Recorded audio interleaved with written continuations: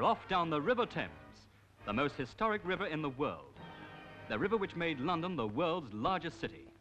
Into it came the invading Romans, Saxons, Danes, and Normans.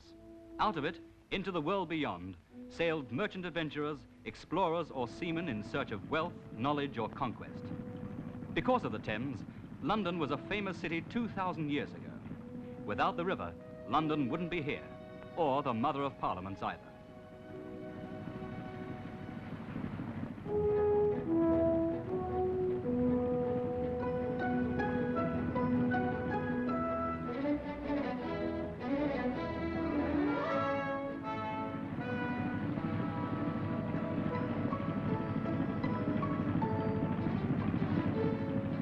And you wouldn't have needed a building this size to house the London County Council, which governs over 9 million Londoners. The old and the new are all jumbled together. Here's the Royal Festival Hall, built during the Festival of Britain. And here's the old Shot Tower. More contrasts. Shelmix House, with the largest clock face in London. And Cleopatra's Needle, carved nearly 3,500 years ago. Through Waterloo Bridge, built just over 20 years ago, and moored just below, is Captain Scott's Discovery, in which he explored the Antarctic in 1900. Lying astern is London's only floating guild, the Wellington, headquarters of the Honourable Company of Master Mariners. London's crowning glory, St. Paul's Cathedral, built on the spot where, legend says, St. Paul himself once preached. During World War II, it survived bombs and fire. Many power stations are on the Thames, but this one is the only oil-burning power station. Even so, it produces its fair share of smoke.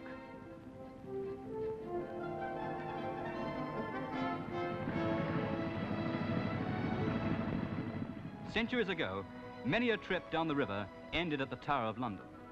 Traitor's Gate was the way to the dungeons, the torture chambers, and the execution block. In its 900 years, the Tower has been a fortress, a palace, and a prison. Tower Bridge, the last bridge before the Thames reaches the sea.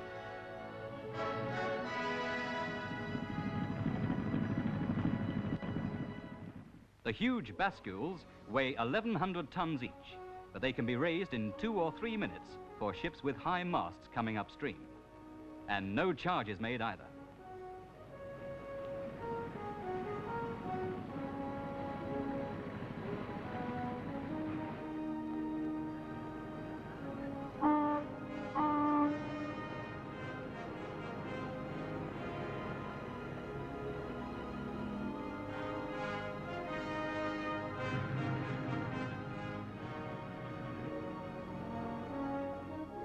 Now we're entering what Ruskin called that mysterious forest below London Bridge.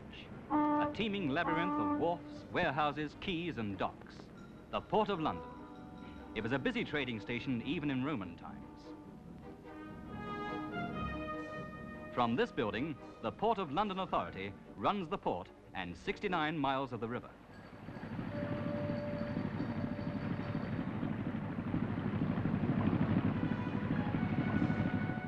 And the river has its own police.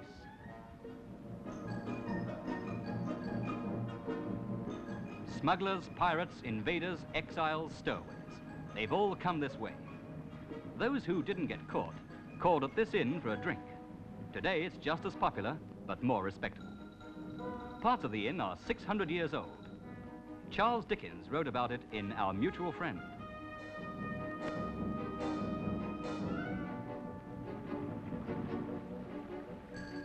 The hundreds of barges on the Thames carry anything: oil, fuel for the power stations, food, merchandise.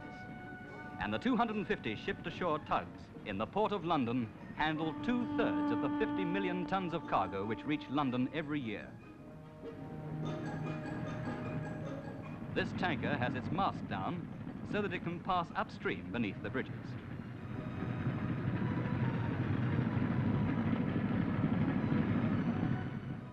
In the midst of the swirling river life, this Missions to Seamen vessel, the John Ashley, is a floating refuge of quiet and contemplation. Men who can't get ashore come aboard to rest, to write a letter, or read, or watch a cinema show, or worship. They aren't pressed to do so, and don't have to dress up to attend service. But the simple sincerity in this tiny floating church is a moving experience. Draw me out of the net that they have laid privily for me, for thou art my strength. Into thy hands I commend my spirit. A fifth of all shipping using British ports passes through the Port of London. And you sometimes see visiting warships too. Without its 2,000 acres of docks, London would be nothing. 75 million tons of shipping used it in 1958, twice as much as in 1946.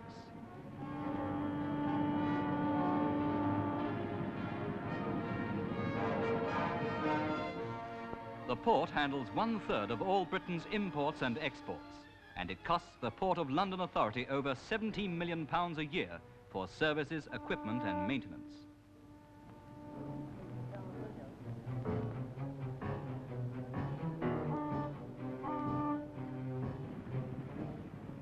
London is an important distributing centre for Britain generally, but much of the food to feed 9 million Londoners also comes here.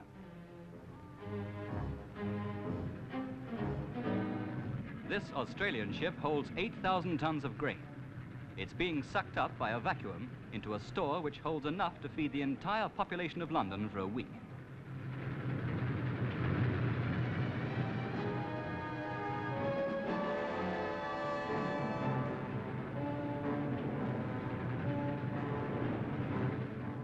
Food from all parts of the earth.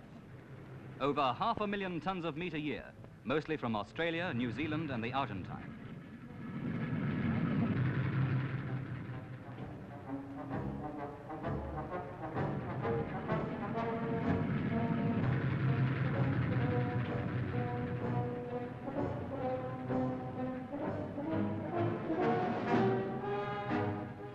$21,000 tons of wines and spirits.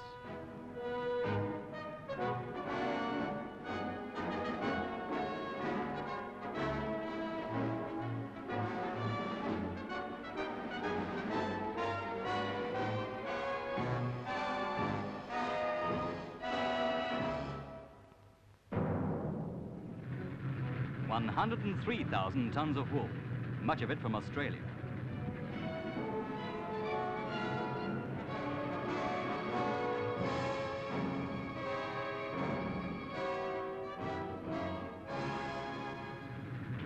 Fruit from everywhere. And timber from Russia, the Baltic, Canada. The longer a ship's in port, the more it costs the owner. So naturally the port which loads and unloads quickest gets the trade. Millions of pounds have been spent in making good war damage and modernizing London docks.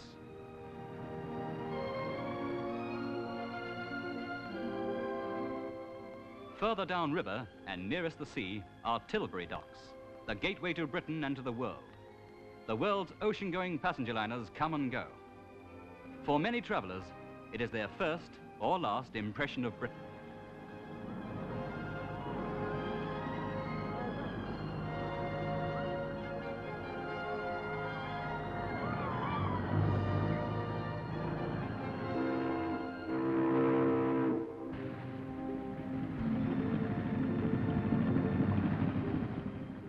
Girls who work at one of the big riverside warehouses are used to seeing the craft go by.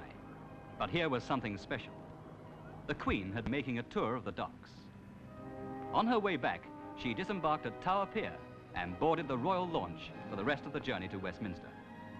Once upon a time, English sovereigns came by river from the Tower to Westminster for their coronation.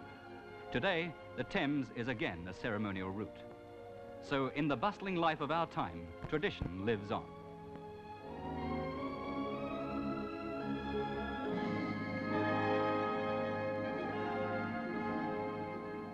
And for the Queen, as for anyone, a trip down the Thames is something to remember.